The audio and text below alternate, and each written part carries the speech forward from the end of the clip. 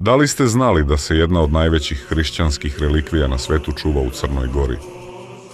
U pitanju je desna ruka svetog Jovana Krstitelja, ruka kojom je kršten Isus Hrist.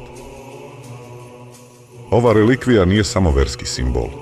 Njena istorija traje više od 1500 godina, a njen put vodi kroz Jerusalim, Carigrad, Maltu, Rusiju i Jugoslaviju, da bi na kraju završila u Cetinju.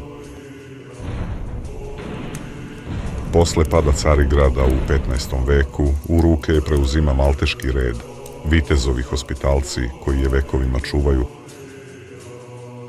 Kada Napoleon osvaja Maltu 1798. godine, vitezovi odnose relikviju u Rusiju, gde je prima car Pavle Romanov.